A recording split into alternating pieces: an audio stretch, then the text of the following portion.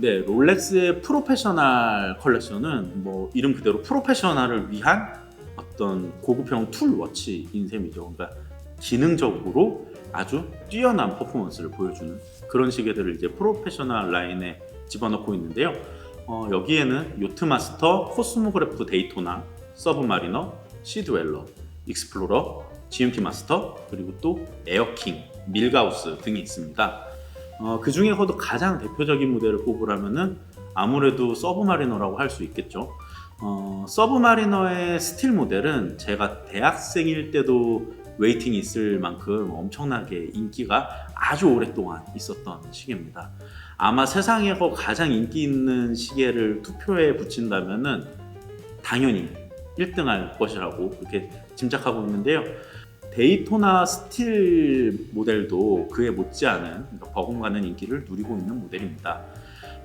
GMT 마스터는 아마 그 서브마리너와 데이토나에 이어서 세 번째 정도로 인기가 많은 컬렉션이 아닌가 싶은데요. 사실 GMT 마스터는 5년쯤 전만 해도 서브마리너를 구입하려는 분이 너무 많이 계시다 보니까 그분들이 기다리다가 지쳐가지고 서브마리너랑 그래도 좀 닮은 시계를 선택하기 위해서 이 시계를 많이 사셨어요. 왜냐면 꽤 오래전에 이 시계를 사셨던 제 주변 분들은 거의 이제 그런 이유로 사신 분들이 좀 많으시거든요. 뭐 비슷한 이유로 또 역시 좀 닮은 요트 마스터도 많이 팔렸죠. 하지만 이 GMT 마스터 2는 베젤의 컬러가 절반씩 이렇게 다르게 되어 있다는 특징이 있기 때문에 요트 마스터에 비해서 서브마리너의 대용품으로 인식이 조금 약한 편입니다. 그러니까 뭐 컬렉션 나름의 정체성이 조금 더 강하고 원래부터 고정팬도 상당히 많았던 그런 컬렉션이라고 할 수 있죠.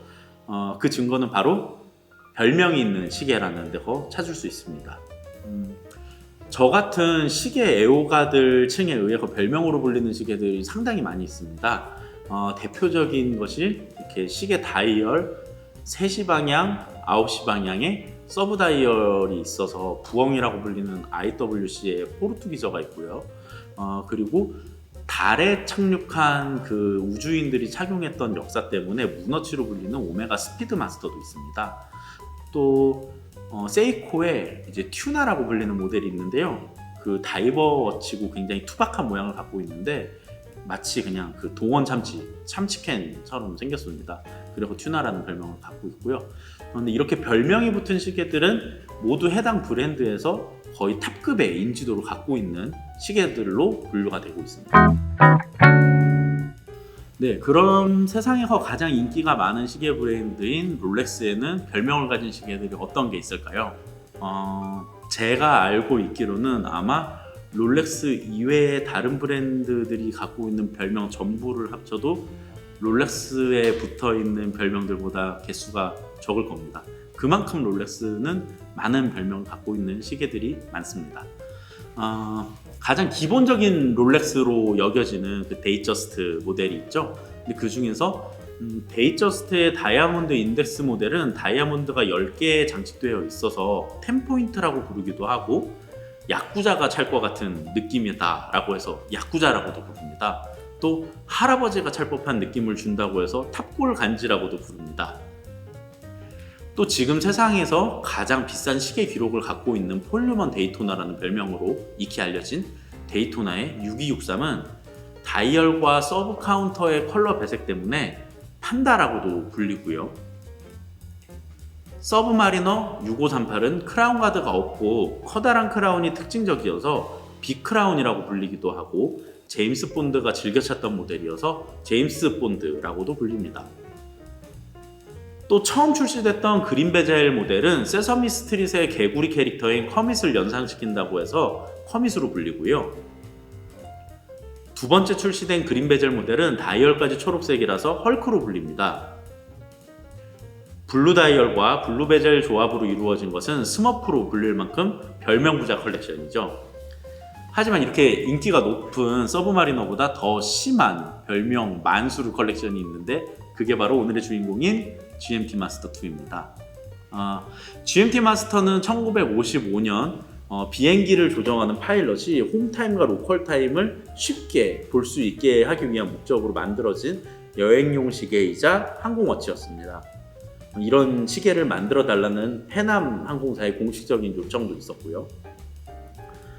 물론 현재 롤렉스는 스카이드웰러라는 본격적인 항공시계를 내놓고 있긴 합니다. 그리고 에어킹이라는 굉장히 심플한 항공시계 컬렉션도 하나 더 갖고 있고요. 하지만 시간대에 관해서 별도로 기능이 존재하는 항공시계로는 롤렉스에서 처음으로 선보인 모델이 바로 GMT 컬렉션입니다. GMT는 세 개의 시간대를 나눈 그 표준으로 여겨지는 그린위치 천문대의 표준시를 일컫는 말인데요. 시계 이름에 GMT라는 단어가 들어가게 되면은 2개 이상의 시간대를 표시하는 기능이 있다고 받아들이시면은 이해가 쉽습니다. GMT 마스터는 처음 발표했던 레퍼런스 넘버 6542 GMT 마스터로 시작을 하게 됐는데, 이 모델은 익히 알려진 펩시 컬러입니다. 펩시라는 별명이 붙게 된 까닭은 베젤의 컬러만 보면 아마 바로 이해가 될 수 있을 건데요. 이렇게 투톤으로 만들어진 베젤 때문이었습니다. 베젤을 투톤으로 나눈 까닭은 붉은색인 06시에서 18시까지를 낮 시간대로, 파란색인 18시에서 다시 06시까지를 밤 시간대로 여기기 때문입니다. 베젤 상단에는 역삼각형 모양의 표식을 다이얼 12시 방향에 놓았을 때 위가 밤, 아래가 낮의 색을 표현하게 되고요. 이 베젤은 회전할 수 있게 되어서 시간대를 설정을 그냥 임의대로 할 수 있습니다.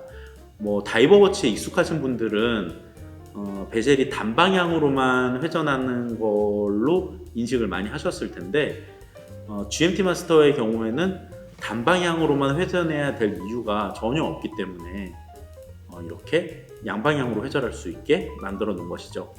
GMT 마스터에는 C분초 핸즈 이외에 컬러가 칠해진 핸즈가 하나 더 있습니다. 제 시계에서는 이게 파란색이죠. 요거는 홈타임을 표시하는 바늘인데 GMT 핸드라고 부릅니다. 그래서 분침의 길이를 갖고 있지만 지금 요 바늘이 가리키고 있는 거는 새벽 3시를 가리키고 있는 겁니다. 롤렉스의 프로페셔널 라인업에는 이렇게 벤츠 엠블렘 모양의 장식이 달린 시간 표시 핸드가 대부분 이제 들어가 있는데요. 이 핸드는 12시간을 주기로 1회전하고 있습니다. 그래서 하루면은 2번 회전하는 거죠. 근데 이 GMT 핸드는 인덱스가 바로 요 베젤이기 때문에, 베젤을 보시면은 24시간 표시가 있죠. 네, 그렇기 때문에 24시간을 주기로 한 바퀴 회전을 합니다. 그러니까 시분초를 나타내는 그런 눈금은 요 다이얼 안에 있는 이 동그란 것과 네모난 것과 역삼각형 모양의 이 인덱스가 표시를 하는 거고요. GMT에 관한 시간 설명은 바로 요 베젤이 담당하고 있는 겁니다.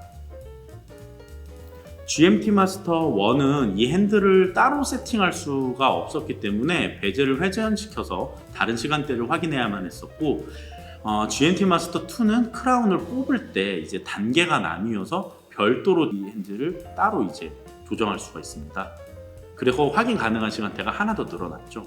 왜냐하면은 이 베젤을 돌림으로써 다른 시간대를 즉각적으로 확인할 수 있기 때문입니다.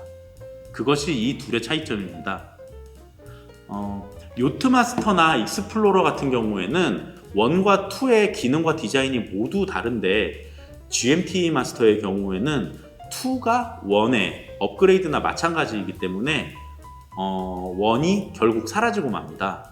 그래서 현재는 GMT 마스터 2만 계속 출시가 되고 있습니다. 네, GMT 마스터는 오리지널 모델의 컬러가 펩시였던 까닭에 GMT 마스터 컬렉션 전체에서 펩시가 가장 좀 중요하고 가치가 높은 모델로 여겨지게 됩니다.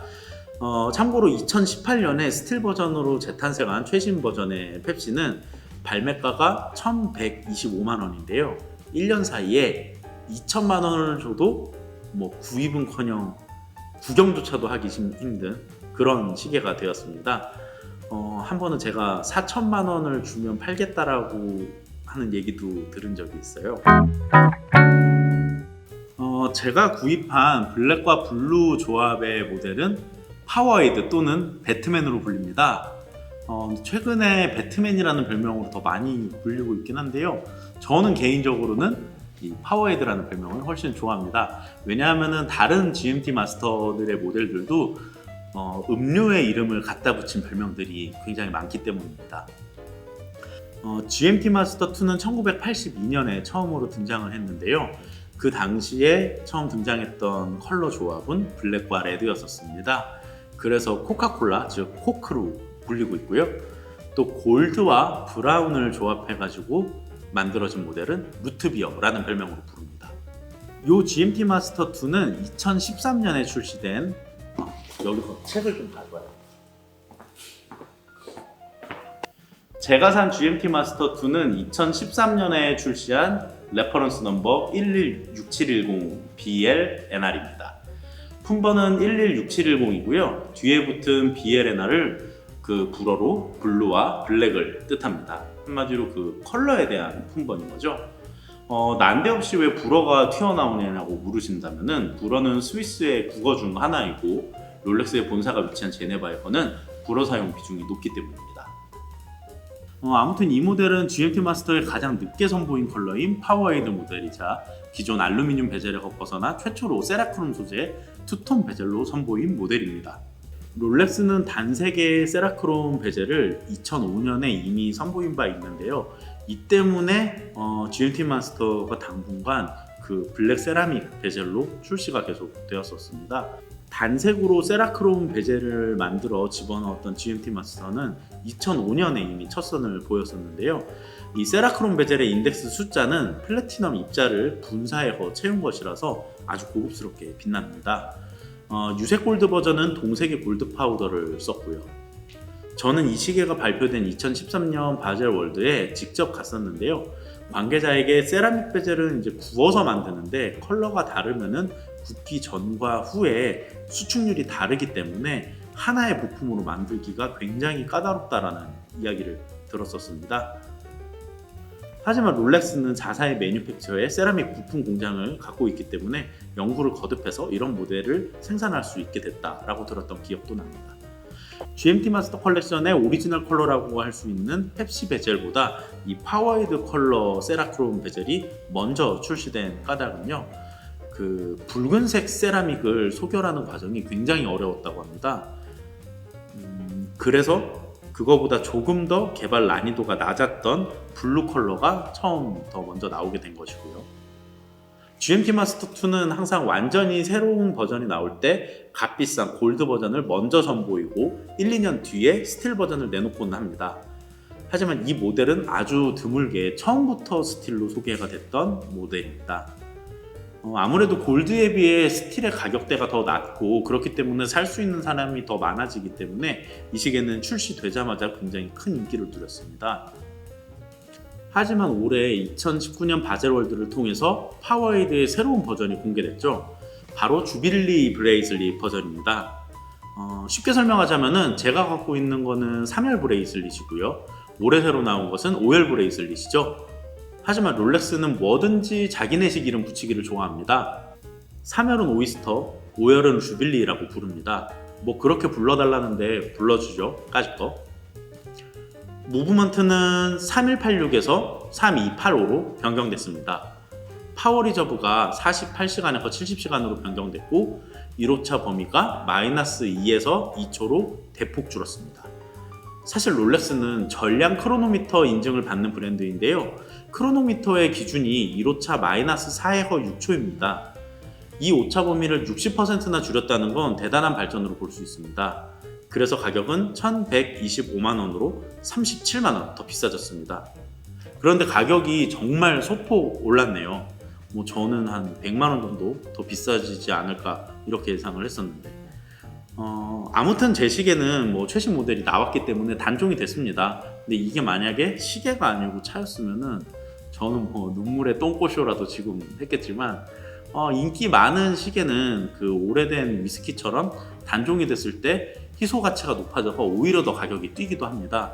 그래서 저는 굉장히 지금 신나는 상황이 됐죠. 제 시계도 그리 오래된 모델은 아니라서 다양한 최신 사양이 적용되어 있습니다. 대표적인 것이 브레이슬릿의 이지링크입니다. 이지링크는 시계를 장시간 착용하거나 컨디션에 의해서 손목이 부었을 때 5mm 정도의 여유 공간을 순간적으로 만들 수 있는 장치입니다. 굉장히 기능적이지만 겉에서는 보이지 않는다는 것이 큰 장점이라고 할 수 있죠. 또 롤렉스가 최신 무브먼트에 모두 적용하고 있는 파라크롬 헤어스프링을 사용합니다. 이것은 시계에 가장 자주 고장을 유발하는 자성으로부터의 영향을 받지 않게 만들어주면서 충격에도 10배 이상 강합니다. 새 시계를 사게 된 것도 굉장히 기분 좋은 일이지만 시계를 샀기 때문에 이렇게 첫 유튜브 녹화를 할 수 있게 된 것도 저한테는 아주 큰 기쁨입니다.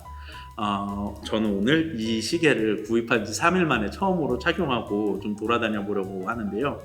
그래서 제가 오늘 이 블루 컬러의 수트와 또 블랙 타이, 또 이 커프스 버튼 이런 것까지 다 색깔을 맞춰서 한번 하고 나와봤어요. 제발 누가 좀 알아봐 주길 바라는 마음에 첫 방송 끝까지 지켜봐 주신 시청자 여러분들께 굉장히 감사를 드리고요. 좋아요와 구독도 부탁드리겠습니다. 긴 방송 끝까지 지켜봐 주셔서 정말 감사합니다. 다음에 또 좋은 컨텐츠로 찾아뵙겠습니다.